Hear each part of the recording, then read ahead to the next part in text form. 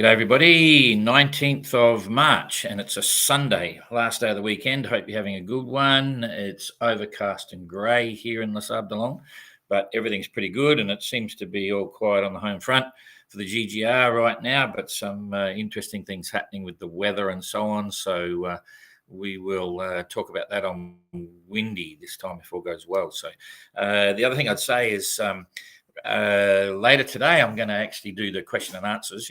I'll do the answers. And someone asked a question about Sven Luden. I'll explain it later. But as a guy that when I was in my late teens, I followed him really closely, built a little 20-foot boat and sailed it all down through the Atlantic and was heading around Cape Horn. And then he's had a whole lifetime of building these small, crazy little boats, as some people would call them, but really inspiring in lots of ways. But anyway, I digress, but I'll answer the questions. And one of the things that the question was asked was about Sven's little sextant, which I completely forgot about. It's something that I saw a long time ago. And it's this really crazy little thing, a little bit of glass about this big, tiny, 3 bits of glass that give reflections of the sun. And you literally put it on. You can, if you want, if you've got glasses, you can just slip it on your glass there, and it's basically a full sextant. I'm going to explain how it works. It's amazing, and it's really quite accurate and really simple. It's something that he devised. I don't know whether he got tipped off with something that someone else did or whatever it is, but he's the one that's promoted. Not a lot of people know about it, but it's a really crazy thing because you can look through and you get 8 images of the sun and you predetermine some aspects of it. You have to spend a whole day predetermining that, but once you've got it, you've set up your standard, and then with that little bit of glass on your glasses here, you don't even have to have a sextant, nothing. You just look up at the sun and you wait, and you've got 8 chances to get a measurement of the sun and so on. I'm going to explain what it is. So if you're into sextants and navigation, it will be quite interesting, and you'll be able to Google it. He's got little video clips in there, but I'll explain it more in the question and answers. So that's pretty cool. Anyway, back to the tracker. So here we go. I've got to get my screen on that one. That's the wrong screen. I want to go this one here. That's it. Okay, so Ian's getting very close to the horn, and that's kind of nice. I can't actually, sorry. I've got to get my bits here. We had a bit of a panic this morning. Some of the things weren't set up the way they were supposed to be, so I'm running a bit behind. Okay. And I haven't actually seen it this morning, but we did make the 1 minute past 9 start. So here we go. He's on his 8 o'clock positions. He's doing 4.2 knots, and he's made 108 nautical miles in the day, which is pretty cool. Jeremy's just gone past the Falklands in really nice weather.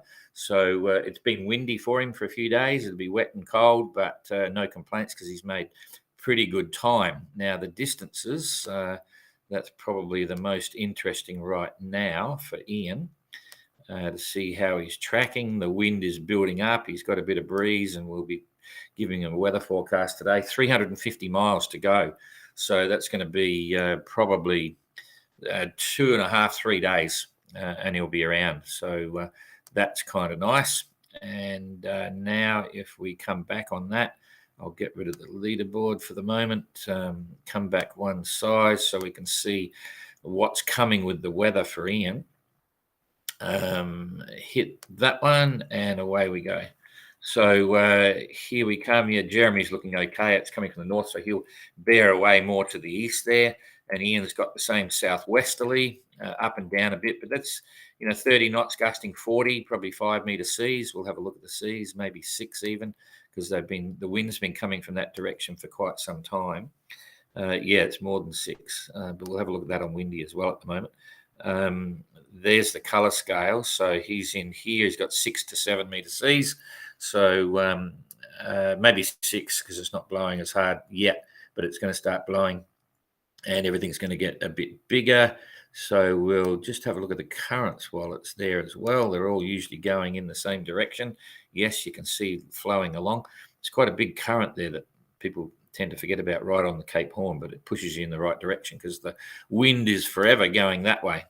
Anyway, we'll come back to this and carry on with pushing the weather through a bit. Okay, so this is now coming up to 24 hours. There he is now, 24 hours ahead. The wind's backed off a little bit, still coming from the west, still pushing him towards the Horn. So at that stage, he's 100 miles closer, only 250 miles to go. And then things start getting a little bit interesting.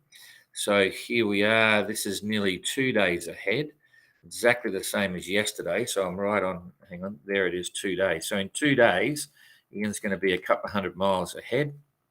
So we'll put that through to here. Ian's going to be in 2 days' time, it's going to start picking up. So there he is there, somewhere there, getting very close, and he's just got to contend with this blow coming through here.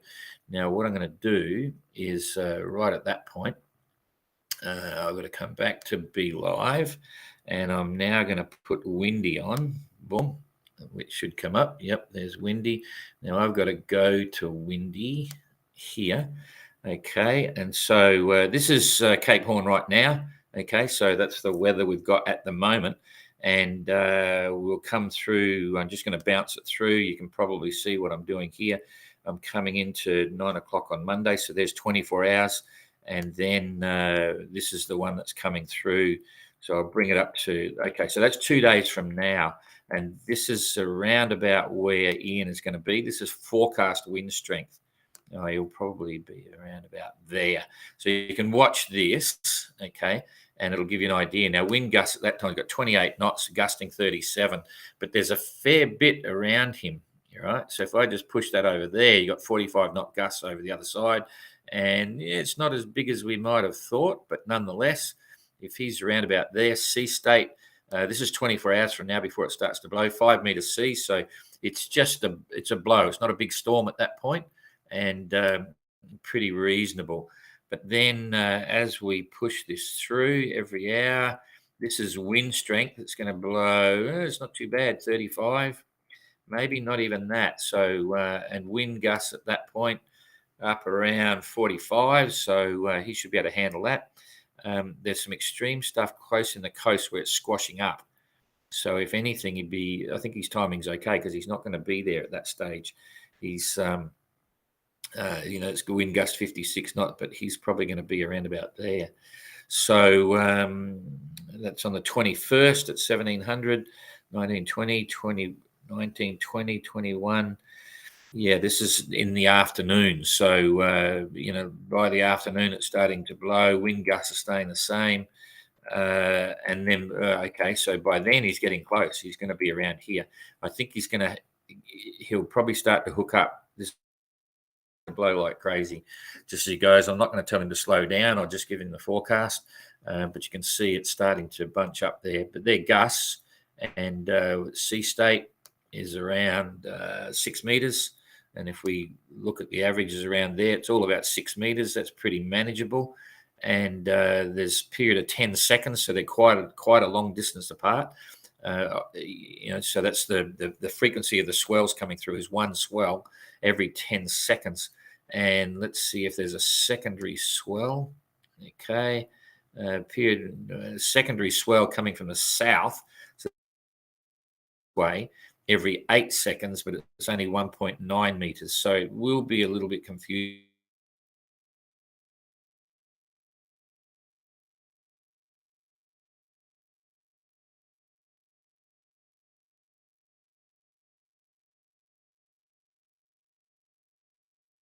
Temperature. So air temperature will be a bit colder than that, be down around 5 degrees probably.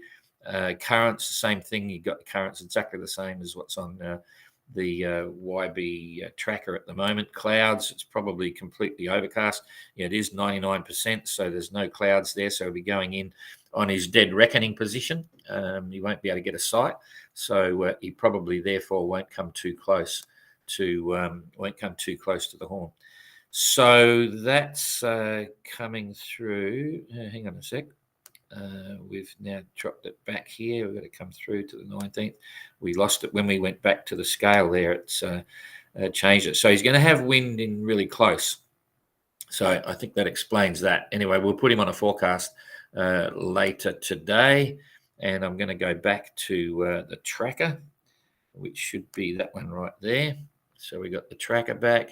And then I've got to get onto the tracker up the top here because I can only see it on a small screen there. So, so Ian's in for a bit of a blow, and it's not too bad. I wouldn't call it extreme, but it's certainly going to be a bit of a storm. And if you're going around Cape Horn, you might as well do it in style. And so, as silly as it sounds, if you get there off Cape Horn and it's flat calm and you're drifting around at 3 knots, it's not quite the same. So he's going to see Cape Horn the way it's meant to be, and I'm quite sure he can cope with that. And then I'm just going to hit this through again just to see how quickly it goes through. It sticks around. So this is 21. It's at the end of the day. We come into 22. So 3 days out, there's another one coming behind. So that's just going to kick him along. And that'll be similar strength. That'll be gusting up around 50 again, constant about 35, and it'll just kick him through. It's all from the right direction. So he's got 2 in quick succession. And that'll be a bit of fun for him anyway. And Jeremy flying away. He's got no problem. He's going to be heading up towards the equator. So coming back now, let's look at what Goog's up to. Not a lot by the look of it. He's got 3.5 knots and he's made 56 nautical miles, and he's probably getting sick of it right now because you can see even there with his course. I won't go up large. He's just a bit all over the place. No matter what he does now, he's in trouble because he's got this high right in front of him. He can't go through it. He's got to wait until it moves away. So let's just see what happens here as we push it through. Looks like it's just going to sit there. Boy, not much fun. Not much fun at all. So this is 24 hours out. That's 24 hours. So he's only going to get another 50-mile day if he's lucky. He's got some light northwesterly breeze there that'll get him sailing a bit, but I'd only expect to see him do about 50 miles in the first day. And then coming through onto the 20th, and then the 21, there's the second day he's sailing. Okay, so he's got 1 day of frustration. Then I reckon he's sailing the second day quite nicely. Be smooth seas, gentle breeze, and coming through to day 3. There's day 3. Yeah, he's okay. So day 1 is not very good, and day 2 and 3 is okay. He'll be coming across here, and he's got a northwesterly, so he'll like that, and fluff out the cobwebs off the boat from drifting around. So Goog's looking okay after day 2. After day 1, rather. Okay, so here's the interesting part. So what's happening right now? Abelish is doing 3.3 knots, and he's managed 122 nautical miles in the day. That's actually not bad. I didn't think he'd get that far. Simon is doing 4.2 knots, did 83. So as we said yesterday, Abelish will pull away a little bit from Simon, and Kirsten's managed 147 miles in the last 24 hours, doing 5.4 knots now. So 147 versus 122. So he's made 20 miles on Abelish in the last 24 hours. I'm going to build that up a little bit just so we can see what first of all, the large scale, you can see the doldrums have really opened up. I'll put the equator in there so you can see what's going on. There's the equator right there. And Kirsten will still be 300 or so miles, maybe 400 miles in front. Technically, if we look at the leaderboard here, let's see what we got. Kirsten's on 3,580 and Abelish is on 3,964. So, 400 miles, near enough to 400 miles. So she's still holding, that's okay, but it gets a bit hard to determine when you're talking rumline stuff. And Simon's got a little bit distance behind, so we'll measure that off just so everyone can see exactly what's happening. But he did lose a little bit to Abelish yesterday. He's now 270, about 270 miles behind Abelish as the rum line goes. And here from Kirsten, about 450, near enough to 450, something like that. So that's cool. And I'm going to come back smaller on this so we can see, not too small, see the weather producing. Anyway, you can see the doldrums at the moment. Effectively quite actually this is interesting because you work around the equator here and you can see these northeasterly trades coming down and they're nearly meeting the equator. So this is all about a weak southeasterly trade wind. Normally these go right up to the corner of Africa. So they're still a bit weak and they haven't moved north, and they could move north. So let's see what happens anyway. Um, and the doldrums may close up, but we'll find out right now. Okay, so we're clicking it through now, coming up to midnight, and it's pretty much the same. Not much happening, but Kirsten's got a breeze filling in. She's absolutely got a bit of a breeze filling in. Get rid of the Chinese software, don't you love it? So she's got a breeze there. That's kind of nice. So she'll start, and it's stronger than Avalish has got. So I think this is for midnight. So she'll actually ride that if this forecast is correct. And then at the end of 24 hours, that's it there, you can absolutely see Kirsten's got the breeze filling in. So she's going to speed up a bit there ahead of Avalish and Simon, who will both be sailing. They'll still get up to their fives, but I wouldn't be surprised to see Kirsten doing sevens there, because she's got a bit of colour in it as well. You can see that there. I think you can see that. Let's keep it going. So that's the first 24 hours. Yeah, Kirsten's got plenty of breeze, but it's starting to move over towards Avalish, and this is midnight. So it's the same as we predicted yesterday. So, but 36 hours out from now, they've all got the same breeze. So no one's got any advantage. It'll be boat for boat, and they'll be going for it. But Kirsten's probably picked up another 40 miles. So she'll be maybe 450 miles in front of Avalish, and then they'll hold their own. And at least, as I was suggesting a minute ago, these trades have strengthened a little bit and gone a little bit north. So it's decreasing the size of the doldrums potentially. It's still moving north. That's a good thing. So we're coming up to day 3, which is about as far as I like to go. Now in day 3, if Kirsten's doing those miles, she's probably going to run out. Yeah, she's actually parked it. She will have kept up with this breeze going through. So about the end of day 2 to 3, she's going to be running out of breeze and into the doldrums. So she'll be the first one into the doldrums. But sadly, Simon and Avalish are going to be still sailing, because if they're doing their sort of numbers, they're still in this trade wind and still going dead north. He's got 370 miles of that. So there's going to be a catch up there. So Kirsten will come into the doldrums here, start to slow down. The others will catch up. So I reckon they'll get to within about 260 miles of Kirsten on the run line. Okay, if you draw a line straight across here, Kirsten will be sitting here battling with the doldrums, and then Avalish will come up and he'll be within 250, 260, 70 miles of Kirsten on the run line, and Simon will keep coming up, and there'll be a catch up to Avalish, but then they all have to get through this. Now the other thing is that usually, and it's not the case at the moment, but usually the doldrums are thicker or wider. It's harder to get through the doldrums here than it is here. Usually the doldrums, they angle out in an angle like this. So this is the thick gear, gets thinner and thinner and thinner. But at the moment, it's pretty straightforward. It's still very good if you can push through this wide part of the doldrums, and if Kirsten can keep holding up, because she'll end up in a position here, whereas Avalish will end up in a position there.